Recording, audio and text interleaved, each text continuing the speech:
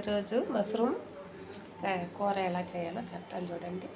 Mushroom అండి, టమాటా, ఉల్లిపాయ. ఇదిగోండి బాండలు పెట్టి ఆయిల్ వేసాను మొత్తంగా.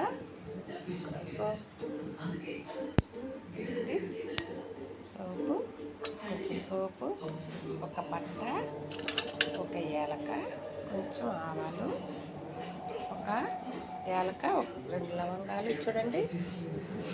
ఇదిగోండి పట్ట, లవంగం, ఏలక అన్నీ కలిపి వేసాను.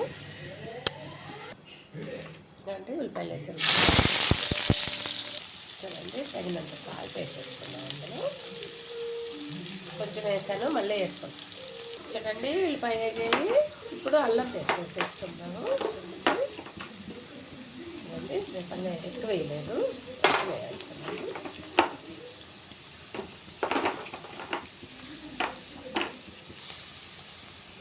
ఇదండి టమాటాలు, అల్లం తెల్లగడ్డ పేస్ట్ వాడిపోయింది, కరివేపాకు.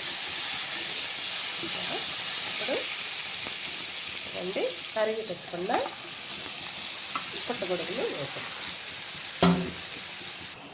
ఇదండి సగం ఆడింది. ఇప్పుడు పసుపు వేసేసుకున్నాం అమితంగా. ఇదండి పుట్టగొడుగులు ఇంకా వాడొచ్చింది. ఇప్పుడు తగినంత కారం వేసేసుకొని కాసేపు వేపుకున్నాం. ఇది పక్కా ఉంది, ఇంకొంచెం వాడాలి. ఇప్పుడు మూత పెట్టేసుకుందాం కాసేపు.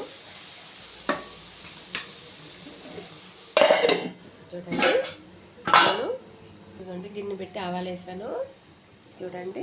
ఇది తెల్ల గలిసేరు కూర అండి. చిన్న ఆకులు ఉన్నప్పుడు కోసి పప్పు వేసి ఉడకపెట్టిన పప్పు, టమాటా, ఎర్రగడ్డ, చింతపండు, మిరపకాయలు వేసి ఇప్పుడు తిరగబాతు వేస్తాను. ఇదిగోండి గిన్నె పెట్టి ఆయిల్ వేసి ఆవాలు వేసి మిరపకాయలు, తెల్లగడ్డ కొట్టి వేసాను, కరివేపాకు వేసాను. తిరగబాతుకి చూడండి ఎగతా ఉంది.